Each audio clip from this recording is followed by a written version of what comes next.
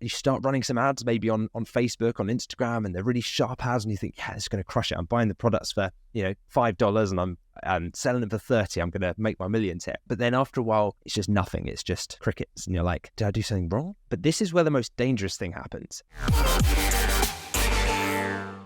We've both followed the quick advice. I certainly have. That's when I first got into dropshipping. I started to dropship sort of cheap products. And so we can see things from both points of view.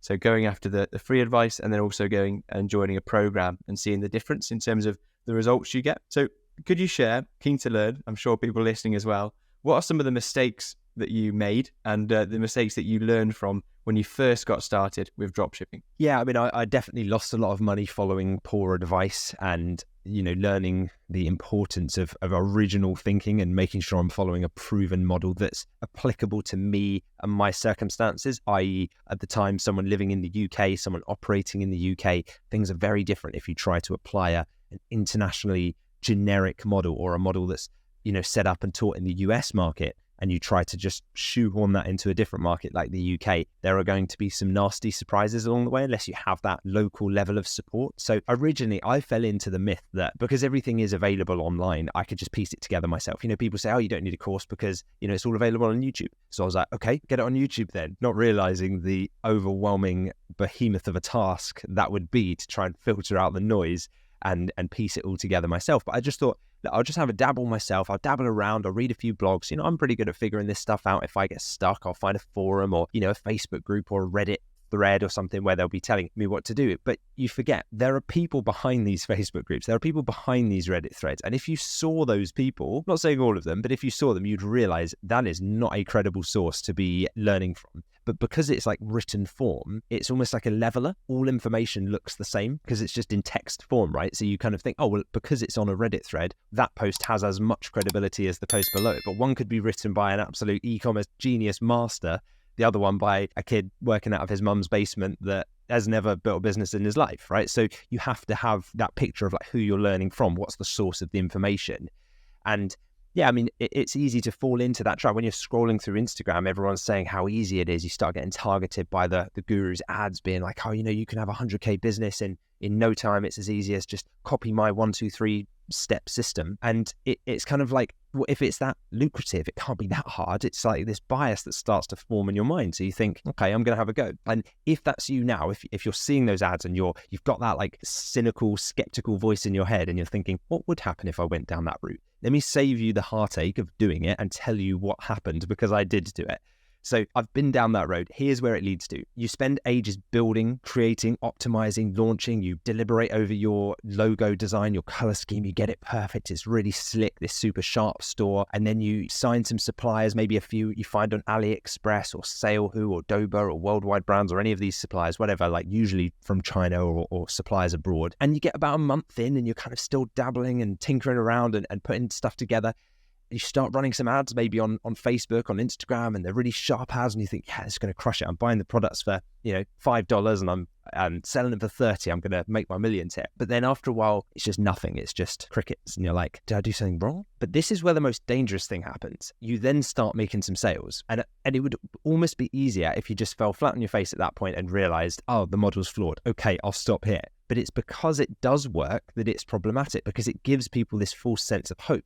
They actually start making some sales. They see the cha-ching on their phones and they're like, oh, I've done it. I've made $30. What they don't realize is the $5 of cost then gets added to whatever the shipping fee is, then gets added to the customs import duty fee. Then obviously you've got a 30-day delay.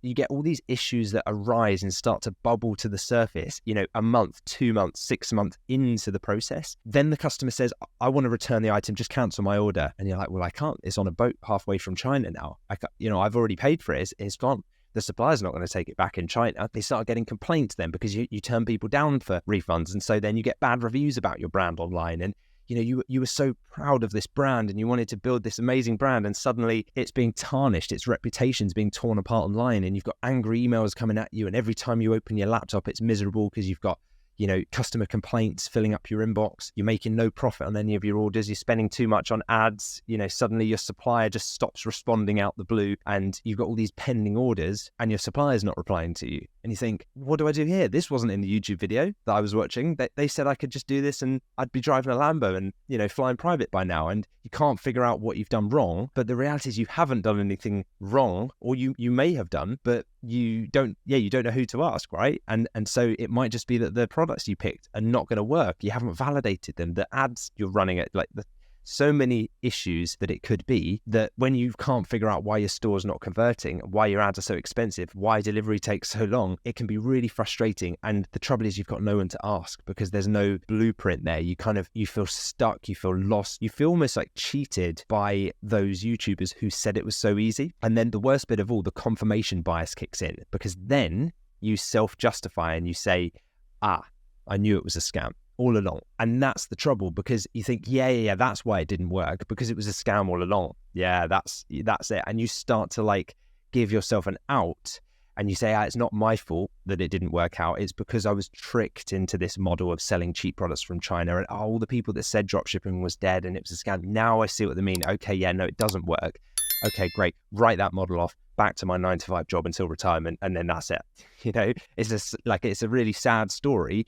And so when I see someone at that fork in the roads, that junction, that's why we started Dropship Unlocked, because I really don't want someone to go down that road and then never experience the life-changing potential that they could have had, having now seen what it's like on the other side with the model that we use, the Home Turf Advantage, which we'll talk a bit about, how much different it is and how easy it would be to write the whole thing off as a scam by going down the wrong road. So that's the most dangerous thing I think that dropshipping gurus do. They provide a model that does actually work, but causes more problems than it's worth. And it leads people to become disheartened with the model and just give up completely on their dreams, which is a real travesty. It is. And I'm so glad that I found Dropship Unlocked, because when you're describing that story, I couldn't believe how similar that is. That's so similar to the actual story that I experienced. And so hopefully people listening, if you haven't been through that already, understand that sort of story that Lewis has been through there will happen to you as well. We're nothing special.